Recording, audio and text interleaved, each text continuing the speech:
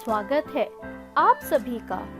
इस रविवार हम एक नई कहानी के साथ जुड़े हैं जिसका नाम है जब स्पॉट दूर चला गया। तारिक को एक्वेरियम में जाने का बहुत शौक था। हालांकि वह केवल 8 साल का था, लेकिन मछलियों के बारे में बहुत कुछ जानता था। सिर्फ मछलियां ही नहीं, वह अन्य समुद्री जानवरों के बारे में भी जानकारी रखता था। एक्वेरियम उसकी मानो पसंदीदा जगह थी।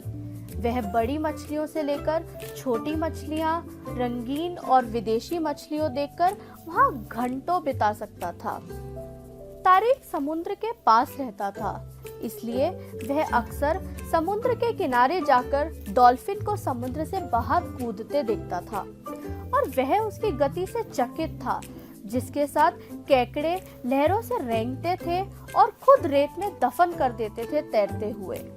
वह जाने माने समुद्री यात्रियों की टीवी शो भी देखता था। उसको मछलियों की कहानी को पसंद करता था। वह अक्सर घर में एक छोटा सा एक्वेरियम रखने का भी सपना देखता था, लेकिन उसके घर वालों के लिए समय कठिन था, खासकर अब, क्योंकि घर में कुछ मरम्मत के लिए पैसे जो थे वो बचाए जा रहे थे।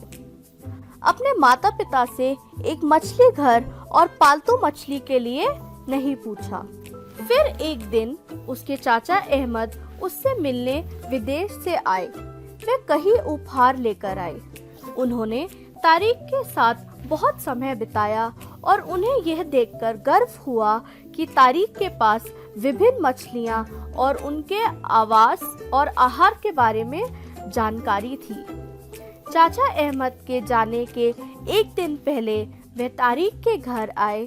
उन्होंने एक बड़ी चीज को भूरे रंग के कागज से ढका हुआ था। तारिक ने उत्सुकता से पूछा, ये क्या है?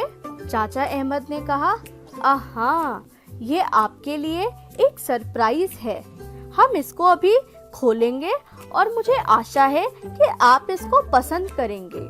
अंकल अहमद ने उस चीज को नाटकीय रूप में कागज के कवर खोल दिया।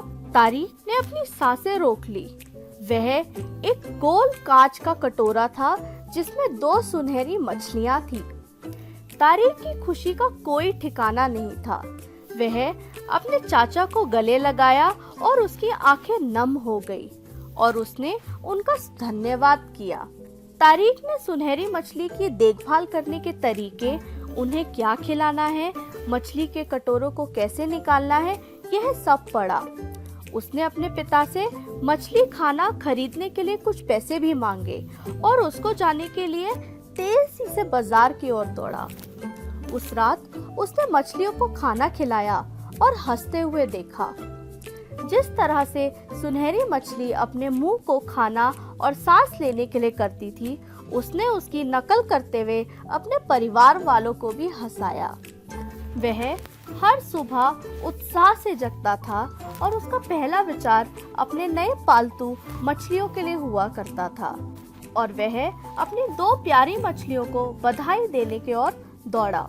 उसने देखा कि एक मछली बड़ी थी और दूसरे की पूंछ पर एक छोटा सा काला निशान था।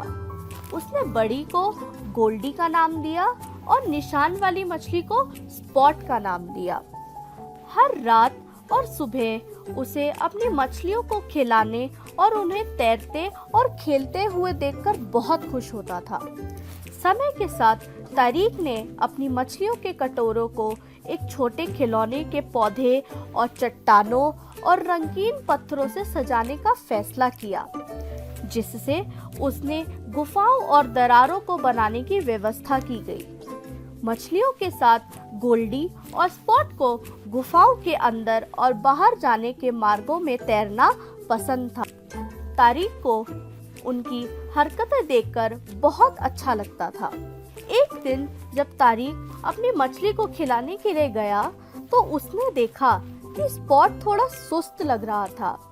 वह उतनी तेजी से नहीं तैर रहा था जितना कि वो आम तौर पर करता था और उसे भूख भी नहीं लगती थी। शायद वह आज थका हुआ है और खाना नहीं चाहता है, तारिक ने सोचा। लेकिन तारिक को अपनी पालतुओं मछलियों की भी चिंता होने लगी थी। स्पॉट के साथ क्या हो सकता है? वह हमेशा सक्रिय और चंचल था। आशा है कि वो जल्द ही ठीक हो जाएगा, तारिक ने ऐसा सोचा। अगले दिन तारिक की माँ ने जानवरों के डॉक्टर को फोन किया। वह जानवरों की बीमारियों के बारे में सब जानते थे। डॉक्टर ने तारिक को बताया कि स्पॉट बहुत बीमार है, लेकिन वह उसे ठीक करने की पूरी कोशिश करेंगे। उन्होंने स्पॉट को कुछ दवाइयाँ भी दी। क्या स्पॉट ठीक हो जाएगा? मैं चाहता हूँ कि वो ठीक हो जाए, चिंतित तारिक ने कहा। डॉक्टर ने कहा, मैं उम्मीद करता हूँ कि वे जल्दी ही ठीक होंगे। अगली सुबह तारिक मछली के कटोरे की ओर भागा, यह देखने के लिए क्या स्पॉट बेहतर महसूस कर रहा था। नींद भरी आंखों के माध्यम से उसने गोल्डी को तैरते हुए देखा और राहत महसूस की। लेकिन अब उसे एहसास हुआ कि वह स्पॉट को नहीं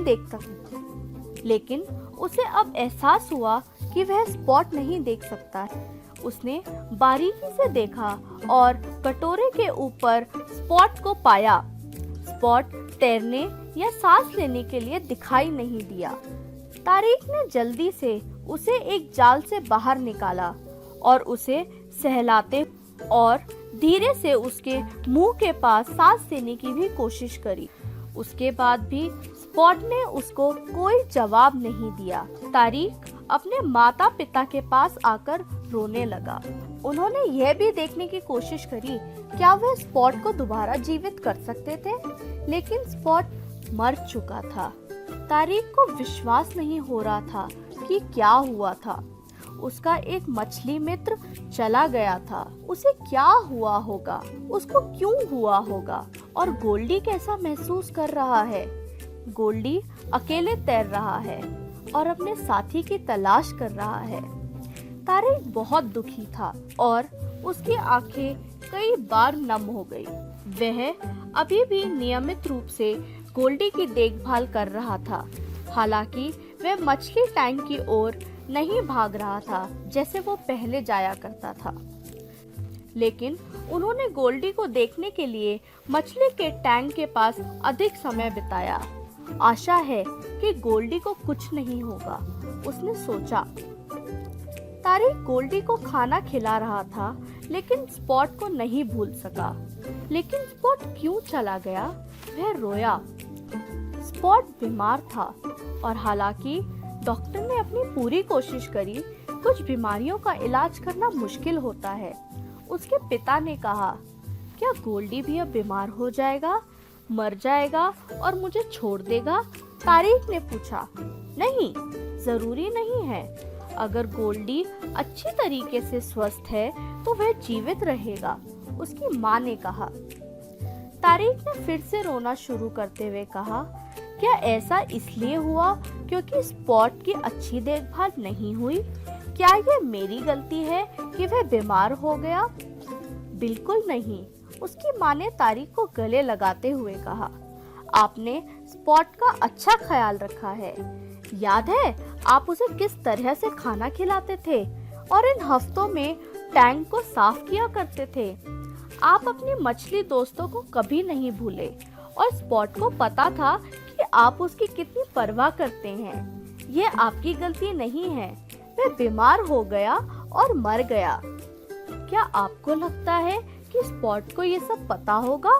तारिक ने चिंतित होकर पूछा। तारिक की माँ ने कहा, हाँ, वह जानता है कि आप उसकी कितनी परवाह करते हो। यह हमारी गलती नहीं होती है जब कोई दुखद चीज हमारे साथ होती है।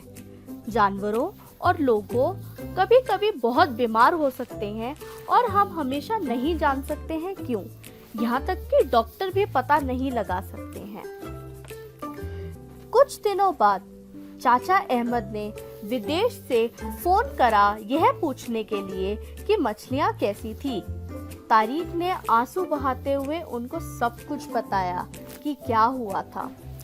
चाचा अहमद ने कहा, कोई बात नहीं मेरे बच्चे, याद रखो कि तुम्हारे पास अभी भी गोल्डी है और जानो कि तुम वास्तव में अपनी मछली मित्रों से कितना प्यार करते हो और उनकी देखभाल करते हो।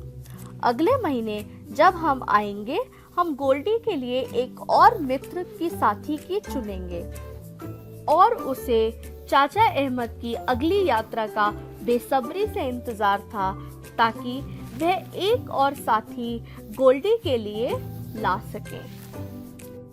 दोस्तों, तो ये थी तारिक और उसकी पालतू मछली की कहानी। आशा करते हैं कि आपको पसंद आई होगी। कभी कभी हम सब अपने प्रिय लोगों या पालतू जानवरों को खो देते हैं, जिसके विभिन्न कारण हो सकते हैं। फिर हम उनको नहीं देख सकते हैं। इससे हमें काफी दुख होता है और हमें लगता है कि शायद हमने ही कुछ किया है। हम चाहते भी हैं कि वो वापस आ जाए, क्योंकि हम उस व्यक्ति या पालतू जानवर से बहुत प्यार करते हैं और इस बात पे रोना काफी स्वाभाविक भी है। जैसे तारिक की माँ ने उससे कहा कि स्पॉट के चले जाने से हमारी कोई गलती नहीं है। आओ दोस्तों, अब हम तारिक को बेहतर महसूस करवाने के लिए उसकी मदद करते हैं। मैं जानती हूँ कि आप सभी के पास कोई ना कोई विचार जरूर होंगे, पर कुछ विचार हम भी आपके साथ बांटना चाहते हैं। पहला ये कि ऐसी स्थिति में रोना और दुखी होना ठीक है, क्योंकि हमने जिसको खोया है उससे हम बहुत प्यार करते हैं। दूसरा ये है कि हम तारिक से पूछ सकते हैं कि उसको स्पॉट्स के बारे में सबसे अच्छी यादें कौन सी हैं। शायद वो बताए कि जब भी वो स्पॉट्स को याद करता है उसको दुखी महसूस होता है। वह अपनी पसंदीदा यादों के बारे में बता सकता है। और जब हम अच्छी बातें करते हैं दोस्तों, तो हमें थोड़ा खुशी महसूस होता है। जब हम अपने प्यारे दोस्तों या पालतू जानवर को देख नहीं सकते हैं, इसका मतलब ये नहीं है कि वो हमारे साथ नहीं है, लेकिन वो हमेशा हमारे दिल में होते हैं और हमेशा ही रहेंगे।